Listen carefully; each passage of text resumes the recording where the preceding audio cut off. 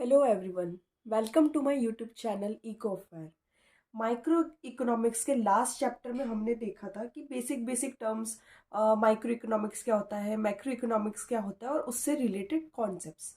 अब इस वाले चैप्टर में हमको देखना है कि इकोनॉमी के अंदर कौन कौन सी सेंट्रल प्रॉब्लम्स है जो हमें फेस करनी पड़ती है। तो यहाँ पे हम जितनी भी चीज़ समझेंगे उसमें हम एक कंडीशन लेके चलते हैं कि इकोनॉमी या तो क्लोज्ड भी हो सकती है या फिर ओपन भी हो सकती है। तो सबसे पहले हम ये समझते हैं कि इकोनॉमिक प्रॉब्लम क्या होता है। इकोनॉमिक प्रॉब्लम का मतलब हम ये लेते हैं कि it means problem of choice और the problem of economical use of scarce resources.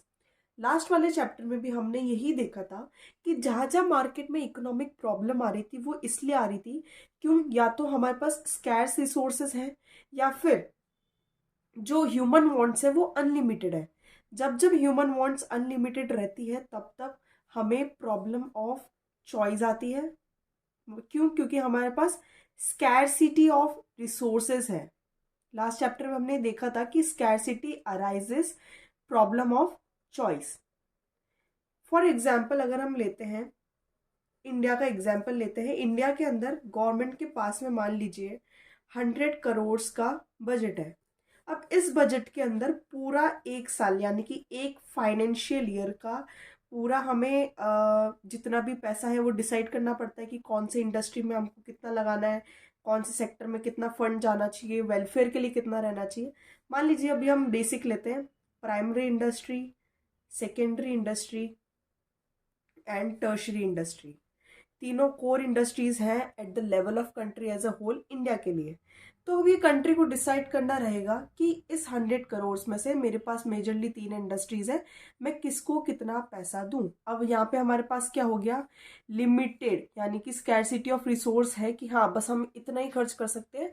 और इंडिया की पॉपुलेशन इतनी ज्यादा है, उस कंपैरेटिवली हमारे पास ये जो बजट है हमें स्कैर्स लगेगा। अब हमको इसको प्रॉपरली एलोकेट करना पड़ेगा।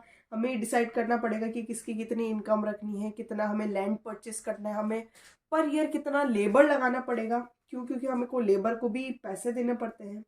उसके बाद कितनी पैसा हमें एग्रीकल्चर में देना है, कितना मैन्युफैक्चरिंग में देना है और कितना सर्विस सेक्टर में देना है। तो इस एग्जाम्पल से ये क्लियर होता है कि भले आप नेशन एज अ होल की बात करें या फिर आप इंडिविजुअल लेवल की बात करें, हर जगह इकोनॉमिक प्रॉब्लम हमेशा राइज होगी। अगर हम इंडिविजुअल का एग्जाम्पल लेते हैं तो आपके पास एक लिमिट, हम कह सकते हैं कि प्रॉब्लम ऑफ चॉइस मतलब कि आपके पास ऑल्टरनेटिव यूज है, अब उसके अंदर से आपको चॉइस करनी पड़ेगी।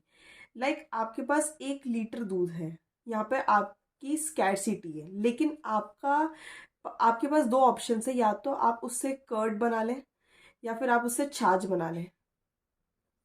तो आपको पहले ये डिसाइड करना पड़ेगा कि आपकी सबसे ज्यादा नीड किस चीज के लिए है।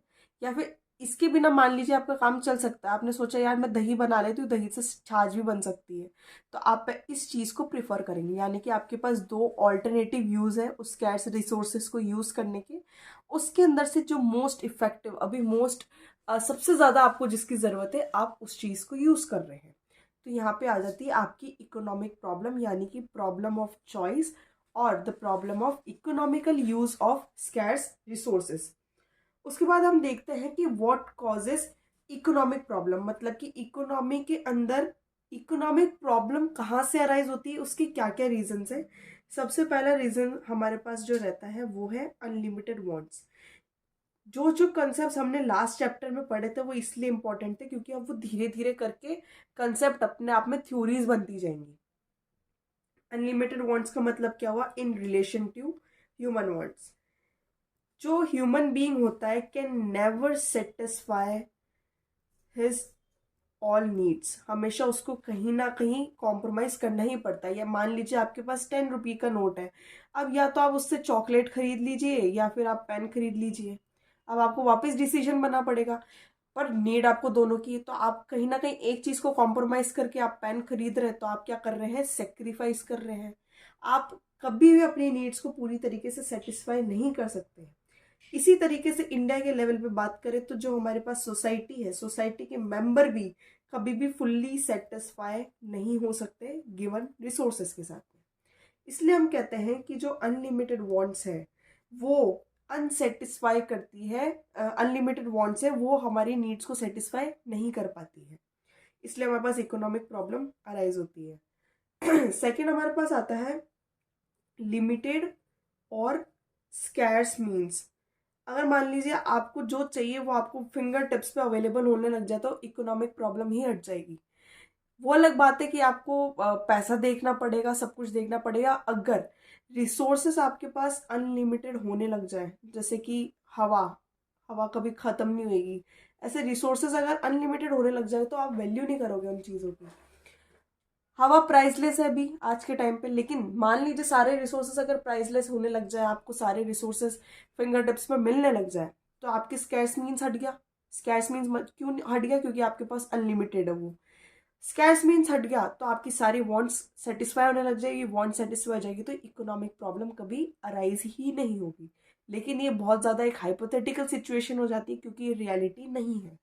रियलिटी ये है कि आपके पास रिसोर्सेज जो भी हैं वो अनलिमिटेड नहीं रहते हैं, वो लिमिटेड रहते हैं। इसलिए हम हमेशा ये कह के रखते हैं कि हमारे जो भी रिसोर्सेज हैं वो स्कैर्स हैं। अब स्कैरसिटी का मतलब क्या है? स्कैरसिटी एक ऐसी सिचुएशन है in which there is not enough to meet और not enough of resources to meet all human wants. अगर मान लीजिए क्वेश्चन आता है ऐसा, डिफाइन स्कैरसिटी, तो ये इकोनॉमिस्ट की डेफिनेशन है कि scarcity situation in which there is not enough of resources to meet all human wants. जब आप किसी भी चीज़ को सेटिस्फाई नहीं कर पा रहे, उसके रिलेशन में आपके पास सामान कम है या रॉ मटेरियल कम है। मान लीजिए अभी ऑयल का हम ले लेते हैं, पेट्रोल। पेट्रोल अब स्कैर्स होता जा रहा है, स्कैर्स होता जा रहा है तो उसकी प्राइस राइज होएगी, महंगा हो रहा है वो पेट्रोल। क्यों? क्योंकि उसकी अवेबिलिटी कम होती जा रही है। धरती के अंदर का प्रोडक्शन पूरा खत्म होता जा रहा है, हमने इतना यूज कर लिया है। तो आने वाले टाइम पे वो हमारे लिए क्या हो जाएगा? स्कैर्स मीन्स हो जाएंगे एकदम। थर्ड पॉइंट हमारे पास आता है ऑल्टरनेटिव यूजेस। ऑल्टरनेटिव यूजेस का मतलब कि इकोनॉमी में ऑलरेडी हमारे पास इकोनॉमिक प्रॉब्लम्स चल रही है, हमने पहले की 2 इकोनॉमिक प्रॉब्लम्स पढ़ी। थर्ड ये आ जाता है कि जो लिमिटेड रिसोर्सेज है, हो सकता है कि उनके ऑल्टरनेटिव यूज हो। मान लीजिए हमने मिल्क का एग्जाम्पल लिया, तो मिल्क हमारे लिए स्कैर्स कमोडिटी क्यों है? क्योंकि काव हमारे पास लिमिटेड होती है। ऐसा नहीं है कि आप करोड़ों के पॉपुलेशन में काव है हमारे पास, लिमिटेड है। वो भी फार्मर्स के पास है या जो पोल्ट्री फार्मिंग करते हैं उनके पास में। तो अगर एक काव भी 4 लीटर्स ऑफ प्रोडक्शन करती है तो भी वो हमारे लिए लिमिटेड है, क्योंकि हर किसी को हर रोज दूध नहीं मिलता है। और आने वाले टाइम पे तो ये बहुत ज़्यादा सीवियर कंडीशन हो जाएगी कि दूध की अवेबिलिटी खत्म हो जाएगी। तो मिल्क के क्या क्या यूज़ हो सकते हैं? या तो आप उसको अगर चीज़ प्रोडक्शन में यूज़ करने लग जाए, या फिर आप उसका वही वाली चीज़ हो गई कर्ड बनाने लग जाए, या फिर छाछ बनाने लग जाए। अब अलग अलग यूजेस है मिल्क का, आपको किस में क्या यूज़ करना है आपको according to the situation decide करना पड़ेगा। जहाँ पर डिसीजन वाला पॉइंट आ जाता है, जहाँ पे हमें कहना पड़ता है कि प्रॉब्लम ऑफ चॉइस आ रही है, अब मुझे चॉइस करनी पड़ेगी, तो वो क्या क्रिएट हो जाती है? हमारी economic problem. Now we have to see what are the central problems of an economy. Central problems मतलब कि हम एक लार्ज लेवल पे बात कर रहे हैं। मान लीजिए वापस हमारा हाइपोथेटिकल एग्जांपल ये रहता है कि हम इंडिया की बात कर रहे हैं। तो अगर इंडियन गवर्नमेंट अपना बजट एलोकेशन करेगी, या फिर मान लीजिए कोई कंपनी है उसको प्रोडक्शन करना है, गवर्नमेंट कंपनी है, तो वो क्या सोचेगी कि हमें क्या बनाना है, व्हाट टू प्रोड्यूस, कैसे बनाना है, हाउ टू प्रोड्यूस, और किसके लिए बनाना है, फॉर हुम टू प्रोड्यूस। ये तीनों क्वेश्चन इंपॉर्टेंट क्यों है अभी आपको पता लग जाएगा। व्हाट टू प्रोड्यूस के अंदर हमें 2 चीज़ों का ध्यान रखना पड़ता है। एक तो कि क्वांटिटी हमें कितनी बनानी है, और हमें क्या बनाना है। क्या तो बनाना है मतलब हमने प्रोडक्ट तो डिसाइड कर लिया कि हमको क्या बनाना है, किसका प्रोडक्शन करना है, लेकिन उसके साथ साथ व्हाट टू प्रोड्यूस के साथ साथ हमें ये भी ध्यान रखना पड़ता है कि उस प्रोडक्ट की हमें कितनी क्वांटिटी प्रोडक्शन में लानी है। तो starting from this what to produce, हमें ये देखना होता है कि एक इकोनॉमी के अंदर अलग अलग टाइप के गुड्स होते हैं। एक होता है हमारा कंज्यूमर गुड्स, एक होता है हमारा कैपिटल गुड्स, फिर आता है हमारा वॉर टाइम गुड्स, और एक होता है लास्ट पीस टाइम गुड्स। इसको हमने ऐसे डिवीजन इसमें इसलिए ला के रखा है क्योंकि हम यहाँ पे एक गवर्नमेंट को इमेजिन करके चल रहे हैं कि यहाँ पे कहीं ना कहीं गवर्नमेंट का रोल है इकोनॉमी के अंदर, और वो हमारा साथ दे रही है प्रोडक्शन के अंदर। तो कोई भी प्रोडक्शन होगा वो चार बातों को ध्यान में रखते हुए होगा। एक तो कंज्यूमर पॉइंट ऑफ व्यू से कैपिटल गुड्स हम इसलिए बनाते हैं ताकि जो भी प्रोडक्शन है, जो प्रोड्यूसर है, उसके पॉइंट ऑफ व्यू से। वॉर टाइम गुड्स यानी कि अगर मान लो कभी डिफेंस का प्रोडक्शन हमें करना पड़ जाए, क्यों? क्योंकि वॉर की सिचुएशन कभी भी अराइज हो सकती है, वो वाली चीज। और पीस टाइम गुड्स यानी कि नॉर्मल, जो हाँ होना ही चाहिए किसी भी सर्वाइवल के लिए। कंज्यूमर गुड्स के अंदर हम क्या क्या ले लेंगे? जो भी बेसिक चीज है, यानी कि क्लॉथ हो गया, वीट हो गया, शुगर हो गया, आप कुछ भी ले सकते हैं एक कंज्यूमर पॉइंट ऑफ व्यू से, जो कि इंपॉर्टेंट होता है for the living. Second point हमारा आता है कैपिटल गुड्स। कैपिटल गुड्स यानी कि वो सारी चीजें, वो सारी मशीनरी जो कि प्रोडक्शन में हमको फर्दर हेल्प करके अच्छा आउटपुट देगी। मान लीजिए अगर मैं एग्रीकल्चर की बात करूँ तो मेरे लिए कैपिटल क्या हो जाएगा? मेरी मशीन्स, मेरे टूल्स, और सबसे बड़ा मेरा ट्रैक्टर। ये सारे कैपिटल गुड्स को हम क्या किससे, टेक्नोलॉजी से रिलेट कर सकते हैं। वॉर टाइम गुड्स में मैंने आपको बता दिया डिफेंस गुड्स है, तो राइफल्स हो गई, गन्स हो गए, टैंक्स हो गए, जितने भी वॉर के लिए चीजें यूज होती है, यानी कि हाँ मतलब कि आर्मी के पास ये चीज हमेशा अवेलेबल होनी चाहिए। पीस टाइम गुड्स यानी कि एकदम कोई कुछ भी हम कंडीशन ले ले, सारी कंडीशन नॉर्मल है तो पीस टाइम उस वो कहलाता है। पीस टाइम में इंसान को कुछ नहीं सोचता, उसको बस चाहिए कि हाँ ब्रेड और बटर मेरे को मिल जाए, मेरा जिंदगी निकल जाएगी। ठीक है, तो व्हाट टू प्रोड्यूस में हमने देख लिया कि हमें क्या बनाना है। क्या बनाना है का आंसर हमें मिल गया। अब हमें कितना प्रोडक्शन करना है, कि कितना हमें कंज्यूमर गुड्स बनाना है, कितना कैपिटल, कितना वॉर टाइम और कितना पीस टाइम। तो ये काम तो हमारी गवर्नमेंट का है। हर बार की गवर्नमेंट अलग अलग एलोकेशन करके रखती है, अलग अलग रेशियो डिसाइड होता है कि हमें किस चीज़ का कितना प्रोडक्शन करना है। ये इंपॉर्टेंट इसलिए है, मान लीजिए मैंने बोल दिया कि आप तो 100% वॉर टाइम गुड्स को बना लीजिए, बाकी गुड्स रहने दीजिए। ये बहुत ज़्यादा गलत सिचुएशन हो जाएगी, क्योंकि वॉर टाइम गुड्स ही बनते रह गए तो लोग खाएंगे कैसे? और मान लीजिए हमने केवल खाने खाने का प्रोडक्शन करा, वॉर टाइम का नहीं करा, तो एकदम से कभी इमरजेंसी आ गई इंडिया के ऊपर, तो इंडिया लड़ेगा कैसे? तो इसलिए ये सेंट्रल प्रॉब्लम है इकोनॉमी की। क्यों? क्योंकि वापस वही मैं कहूंगी, अनलिमिटेड ह्यूमन वांट्स, और हमारे पास स्कैर्स रिसोर्सेज है, और ऑल्टरनेटिव यूसेस का भी ध्यान रखना पड़ता है। सेकंड हमारे पास पॉइंट आता है how to produce. How to produce यानी कि टेक्निक ऑफ प्रोडक्शन हो जाती है। टेक्निक ऑफ प्रोडक्शन मतलब कि मैंने आपको बोल दिया कि चलो आपको एक फैक्ट्री सेटअप करनी है थ्रेड बनाने की, आपको थ्रेड जनरेट करना है, आगे आपको क्लॉथिंग इंडस्ट्री में सप्लाई देनी है। अब आपके पास दो मोटे मोटे क्या टेक्निक रह जाती है? एक बार सोच के देखिए आप प्रोडक्शन किस तरीके से करेंगे। बेसिक सा सवाल है, या तो आप लेबर यूज कर रहे हैं पूरा का पूरा, या तो आप पूरा का पूरा क्या कर रहे हैं? कैपिटल यूज कर रहे हैं। तो जब हम केवल लेबर को ज्यादा ध्यान में रखते हुए काम करते हैं, मतलब कि labour is greater than capital in your production, तो वो क्या कहलाती है? Labour intensive technique. उसके बाद में अगर हमारे पास कैपिटल ज्यादा है और लेबर कम है, तो ये हमारी क्या कहलाएगी? Capital intensive technique. लेबर जहां पे ज्यादा, labour is greater than capital, ये कौन सी कंडीशन होती है? जहाँ की इकोनॉमी बहुत ज्यादा अंडर डेवलप्ड है या फिर डेवलपिंग स्टेज पर है। अभी भी अगर हम इंडिया की बात करें तो कहीं ना कहीं बहुत सारी स्मॉल स्केल इंडस्ट्रीज है जहाँ पे लेबर ज्यादा काम करता है और कैपिटल उनके पास कम होता है। क्यों? क्योंकि कैपिटल बहुत ज्यादा महंगा होता है। Technology is not the cup of T of every man.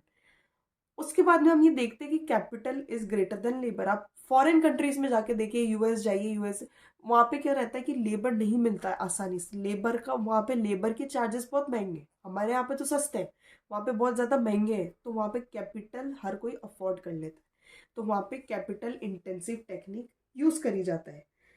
अब हम देखते हैं कि जो ये कैपिटल इंटेंसिव टेक्निक्स होती हैं, उसमें एक बार की कॉस्ट तो लगती है कैपिटल इनपुट करने के लिए, लेकिन यहाँ पे कॉस्ट को लोअर करना बहुत आसान हो जाता है। क्योंकि 1 घंटे में बहुत ज़्यादा प्रोडक्शन हो रहा है, और यहाँ पर कॉस्ट लोअर नहीं रह पाती। क्योंकि यहाँ पे लेबर की मेहनत लगती है। उसके बाद में हमारे पास जो मेन प्रॉब्लम आती है वो है फॉर होम टू प्रोड्यूस। हमने ये तो देख लिया कि हमें क्या बनाना है, कितना बनाना है, किस टेक्निक से बनाना है, पर हमें ये भी डिसाइड करने पड़ेगा फॉर होम टू प्रोड्यूस। क्योंकि एक इकोनॉमी हमेशा चाहेगी कि सोशल वेलफेयर, या फिर हम कह सकते हैं हर मेंबर के साथ में सोशल जस्टिस रहे, कोई भी पीछे ना रह पाए। आगे तो खैर निकलते ही लोग। तो इस हिसाब से 2 सेक्शंस को हमने क्या बांट दिया, एक तो रिचर सेक्शन होता है हमारे पास में, और एक पुअर सेक्शन होता है। तो हमें ये देखना पड़ेगा, अगर इनके लिए सारे प्रोडक्ट्स हैं, इनके लिए गुची का ब्रांड एग्जिस्ट करता है, जारा का ब्रांड एग्जिस्ट करता है, तो पुअर के पास भी कुछ ना कुछ होना चाहिए। इनके लिए अन्नदाता होते हैं, इनके लिए बीपीएल सेक्शन अलग से बना रखा है, इनका राशन फ्री कर रखा है, या फिर हम कह सकते हैं मिनिमल रेट पे इनको चीज़ें प्रोवाइड करें ताकि सोशल वेलफेयर हो सके। तो यहाँ पे ये चीज़ ध्यान में रखनी पड़ती है कि हम जो भी प्रोडक्शन कर रहे हैं किस बेसिस पर कर रहे हैं। क्या हम रिचर सेक्शन के लिए बना रहे हैं या फिर हम पुअर सेक्शन के लिए बना रहे हैं। तो हमें हमेशा ये याद रखना चाहिए कि आप जो भी गुड प्रोड्यूस करें दोनों के लिए हो, कहीं पे भी इनइक्वालिटी ना आ जाए। खैर ये बहुत ज़्यादा हाइपोथेटिकल है कि इनइक्वालिटी नहीं आएगी, पर किसी भी इकोनॉमी का मेन सेंट्रल प्रॉब्लम ये रहता है for whom to produce, how to produce and what to produce. अब हम देखेंगे कि इनके सोल्यूशंस क्या क्या है। अलग अलग इकोनॉमी के अलग अलग सोल्यूशंस निकलते हैं। अपनी इकोनॉमी आप मुझे कमेंट सेक्शन में बताइएगा कौन सी है इन तीनों में से, market economy, centrally planned economy, या फिर मिक्स्ड इकोनॉमी। अब हम जान लेते हैं कि मान लीजिए एक पूरा वर्ल्ड है, वर्ल्ड के अंदर 216 कंट्रीज अगर हैं, तो 216 में से कुछ मार्केट होंगी, कुछ सेंट्रली प्लान्ड इकोनॉमी होंगी, और कुछ मिक्स्ड इकोनॉमी होगी। इजी टर्म्स में अगर हम इसको समझना चाहें, मार्केट इकोनॉमी वो होती है जहाँ पे फ्री इकोनॉमी है, यहाँ पे कोई रूल्स एंड रेगुलेशंस नहीं है। यहाँ पे जो प्रोड्यूसर है फ्री है कितना भी बनाए, कंज्यूमर फ्री है कितना भी खरीदे। ठीक है, तो इनका जो डिसीजन होगा इस बेसिस पे लिया जाएगा।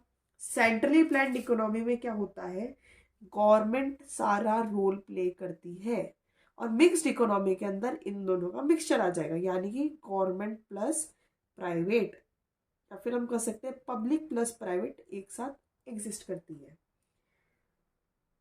इसके अंदर अगर हम सॉल्यूशंस की बात करें तो यहाँ पे सीधा सीधा सॉल्यूशन ये है कि जो प्रोड्यूसर्स हैं वो हमेशा कोशिश करेंगे कि जो उनकी गुड्स की प्राइजेस है वो हमेशा हाई रहे, ताकि उनको जो प्रॉफिट है हमेशा मैक्सिमाइज हो सके। भाई मार्केट इकोनॉमी है, फ्री इकोनॉमी है, कैपिटलिस्ट इकोनॉमी है।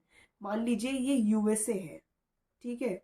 यूएसए में क्या रहता है, आप कहीं पे भी यूएसए में कुछ खरीदना चाहेंगे क्या आप खरीद पाएंगे? नहीं, क्योंकि उनकी मार्केट इकोनॉमी है। मार्केट इकोनॉमी में क्या रहता है कि प्रोड्यूसर कितना भी किसी भी भाव पे बेचे उसको कोई नहीं रोक सकता। इसलिए फिर इस यहाँ पे ये सोल्यूशन निकल के आता है, जो प्रोड्यूसर्स होंगे वो उन्हीं गुड्स का प्रोडक्शन करना चाहेंगे जिनकी ज्यादा से ज्यादा प्राइस हो और वो ज्यादा से ज्यादा प्रॉफिट कमा सके।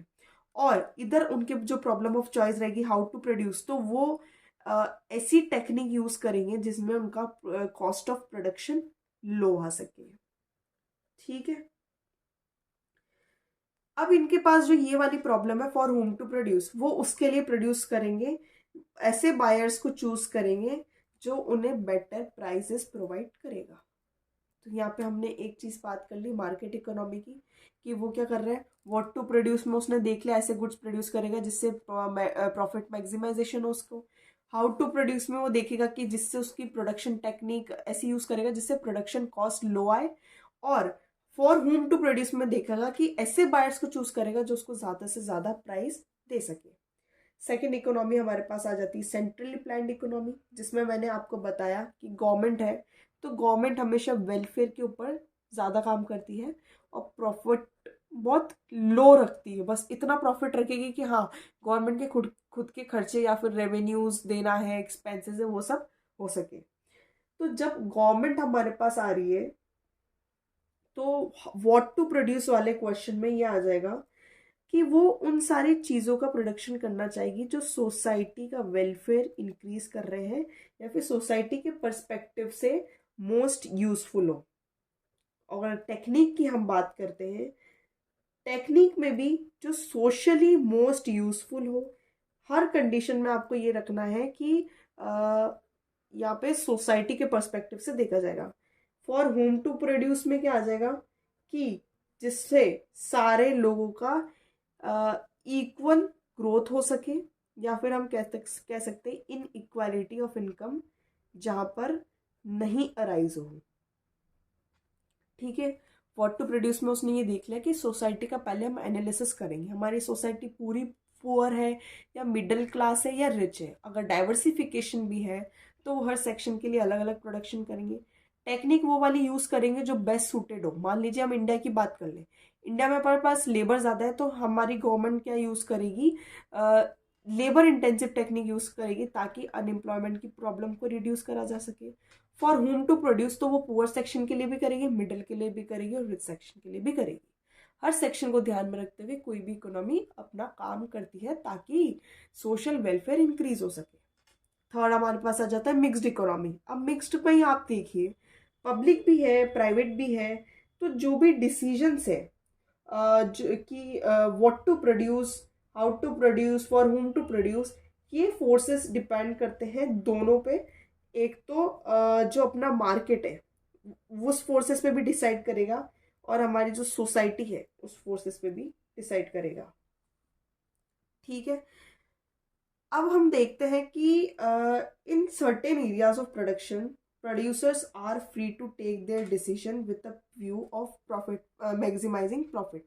यानी कि जो कंपनीज होती हैं या फिर जो एमएनसीज होती हैं वो तो प्राइवेट सेक्टर के अंडर में ही आएंगी। प्राइवेट सेक्टर के अंडर में आ रही तो वो अपना प्रॉफिट मैक्सिमाइज करने के लिए प्रोडक्शन कर रही है। जैसे मान लीजिए हम अंबानी को ले लें, वो हमारा प्राइवेट सेक्टर हो गया। ठीक है, वो अपना काम कर रही है प्राइवेट सेक्टर में। अब गवर्नमेंट सेक्टर आ गया, जैसे कि जो बहुत ही कम रेट्स पे चीज़ों को बेचते हैं, वो क्या करेंगे, सोशल वेलफेयर के लिए काम करेंगे और बहुत ही कम दामों में सामान को बेचेंगे। तो ये अपना एक पब्लिक सेक्टर आ गया। तो दोनों लोग आपस में मिलकर काम करते हैं ताकि इंडिया एक स्टेबल कंडीशन में आ सके। जैसे कि बहुत से अभी जैसे रेलवेज मान लीजिए, आज के टाइम पे रेलवेज आधा प्राइवेट है आधा गवर्नमेंट है। तो रेलवे के अंदर अलग अलग बोगियां बना रखी है। फर्स्ट एसी, अगर बहुत ज्यादा अमीर है तो फर्स्ट एसी में ट्रैवल करो, बहुत ज्यादा गरीब है वो जनरल डिब्बे में ट्रैवल कर रहा है। मीडियोकर लेवल वाले स्लीपर क्लास से लेके थर्ड एसी तक यूजुअली ट्रैवल करते हैं। तो इन सारी बातों का ध्यान रखा जाता है। फॉर होम टू प्रोड्यूस, यहाँ पे भी मिक्स्ड इकोनॉमी में हर किसी के लिए बनाया जाएगा। हाउ टू प्रोड्यूस का डिसीजन भी यही रहेगा, एक ऐसी टेक्निक जो कि सोशली यूजफुल हो। अगर पब्लिक सेक्टर डिसाइड कर रहा है और अगर प्राइवेट सेक्टर डिसाइड कर रहा है तो वो अपना फायदा देखेगा।